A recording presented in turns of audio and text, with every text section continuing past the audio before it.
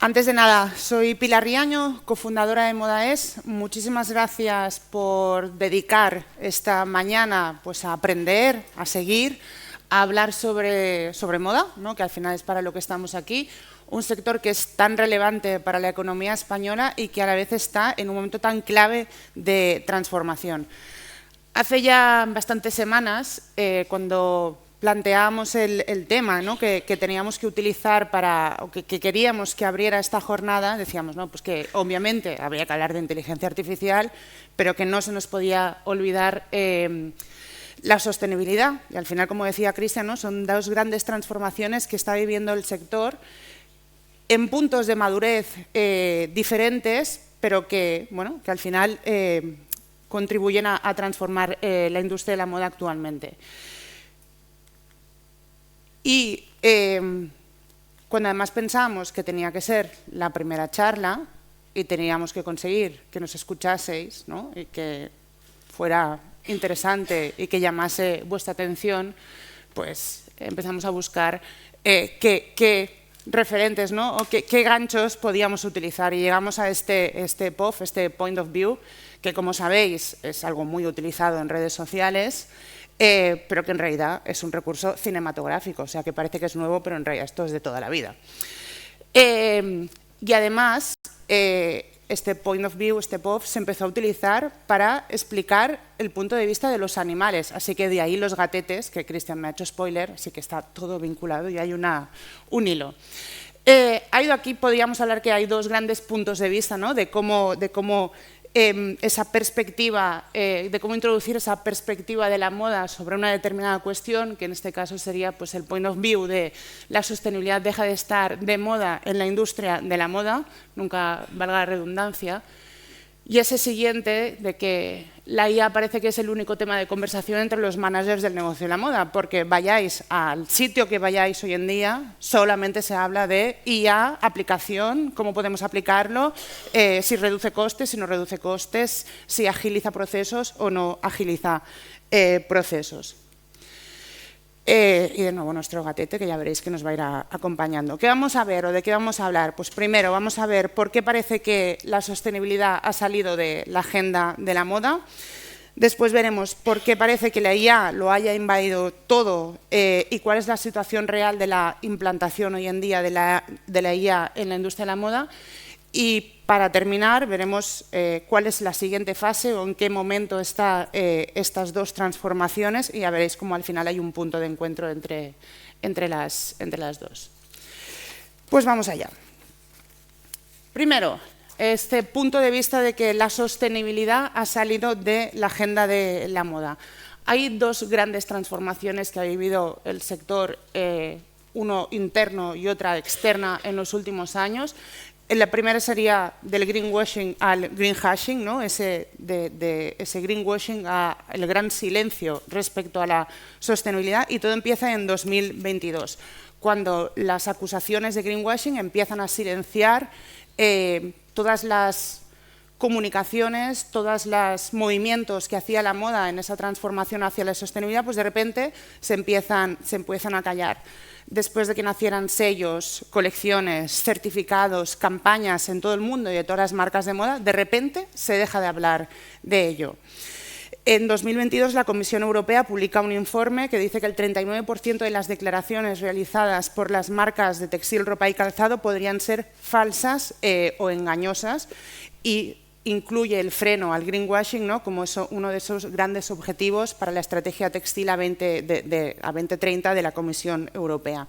También decía, ¿no?, que en el 42% de los casos las afirmaciones que hacían las empresas respecto a la sostenibilidad eran exageradas, falsas o engañosas. Obviamente aquí depende, ¿no?, de qué consideres engañoso, falso o exagerado. Siempre tiene que haber, ¿no?, una vara de medir, pero esto es lo que decía la Comisión Europea. ¿Qué más pasa en aquellas épocas? Pues o en 2022, para que se produzca este movimiento. El índice HIC, que no sé si lo conocéis, pero es el índice que utilizaban las principales empresas o que la mayoría de empresas utilizaban para medir su avance en sostenibilidad y para medir pues, sus acciones en sostenibilidad, es puesto en duda porque las autoridades de consumo noruegas consideran que es engañoso. Si el índice HIC es puesto en duda, también es puesto en duda todo lo que están haciendo las empresas en ese sentido. En Reino Unido, por ejemplo, la Autoridad de Competencia multa a ASOS, a Bojo y a Asda por sus proclamas sostenibles. H&M también es uno de los grandes, es una de las empresas que más ha sufrido en este campo y es acusada también de introducir información engañosa. Zalando le pasa 3/4 partes de lo mismo. Hay un montón de empresas que empiezan a verse perjudicadas por este greenwashing o por acusaciones de greenwashing, y lo que ha hecho el sector es tirar para atrás y callar y dejar de hablar. Y además de dejar de hablar, muchas etiquetas y muchos certificados que se habían lanzado desaparecen y se quitan del mercado. En 2022, H&M, que había lanzado su sello Conscious en 2010, elimina ese sello. Inditex, Zara con Join Life, que lo había lanzado en 2016, hace lo mismo, y Mango, que había lanzado el Committed, que lo había lanzado en 2017, también lo retira del mercado. Zalando y ASOS, por ejemplo, tenían buscadores dentro de su web, filtros para buscar moda sostenible, y eliminan esos filtros. E incluso la Sustainable Apparel Coalition, que era quien hacía el índice HIC, tiene que cambiar el nombre y pasa a llamarse Cascale, porque no puede seguir operando cuando ha sido puesta en duda. ¿Qué más ha sucedido en paralelo para que parezca, ¿no?, que la moda, que la sostenibilidad ha salido de la agenda de la moda? Pues que hay menos presión legislativa, y aquí se producen dos fenómenos que no tienen que ver directamente con el sector, pero que impactan directamente en él. En primer lugar, en noviembre del 24 llega Donald Trump a la Casa Blanca. Sabéis que Donald Trump es un declarado negacionista del cambio climático. De hecho, llega a la Casa Blanca con el drill, baby drill, ¿no?, el perfora, baby perfora, que es todo lo contrario a sostenibilidad. De hecho, Donald Trump ha retirado a Estados Unidos del Acuerdo de París, que es el tratado contra el cambio climático más ambicioso que hay, y esto acaba contagiándose al resto del mundo.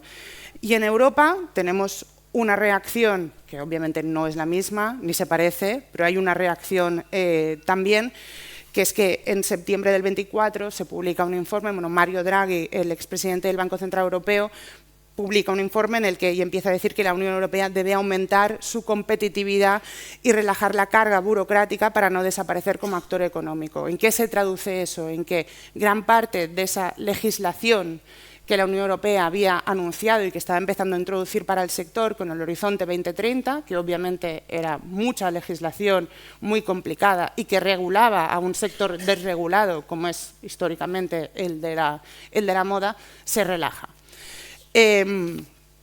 No desaparece la regulación, pero sí que se relaja. Se aumentan el número de trabajadores y la facturación de las empresas que van a estar sometidas a esta regulación, con lo cual eso implica que hay menos empresas afectadas.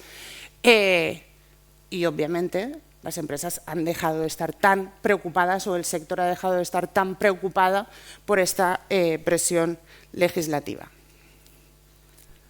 Hasta aquí bien, ¿no? Y el segundo punto de vista, ese de la IA, ya estamos en un sector, ya estamos en un sector de ciencia ficción, podríamos hablar de tres grandes momentos. El primero es que estamos en el momento de la experimentación. A partir del lanzamiento de ChatGPT en noviembre del 22 se ha abierto un proceso masivo de adopción de la inteligencia artificial. El mundo se ha entusiasmado, la moda se ha entusiasmado y parece que ahora mismo solamente hay IA o IA, que no hay más opciones para hacer cosas. Pero la verdad es que todavía estamos en un momento muy inicial. Un informe de McKinsey que se ha publicado este año dice que el 78% de las empresas y organizaciones utilizaba IA en al menos una función a finales del 24.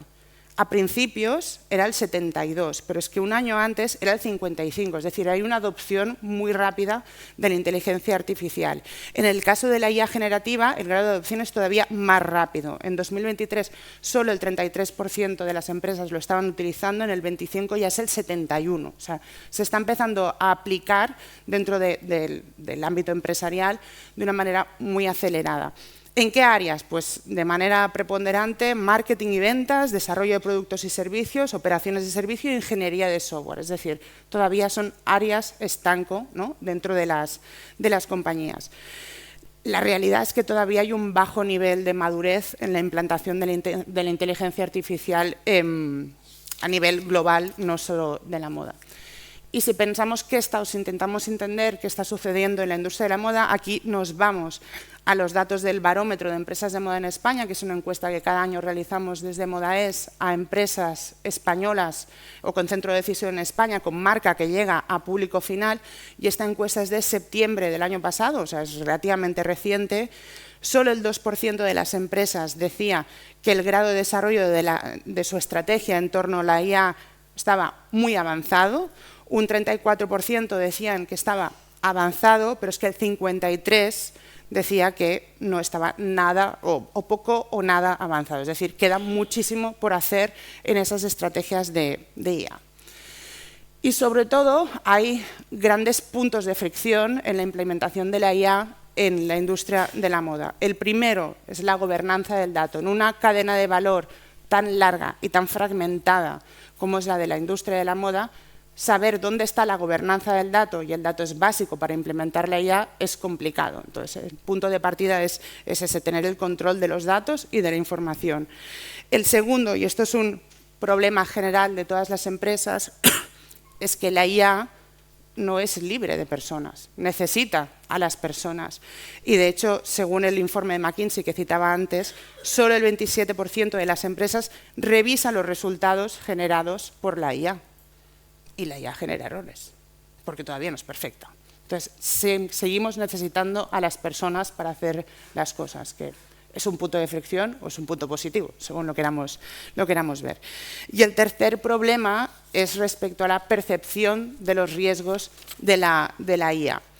Que básicamente los grandes riesgos de la IA son la desinformación y la inseguridad cibernética, que es algo que ha ido a más durante los últimos años.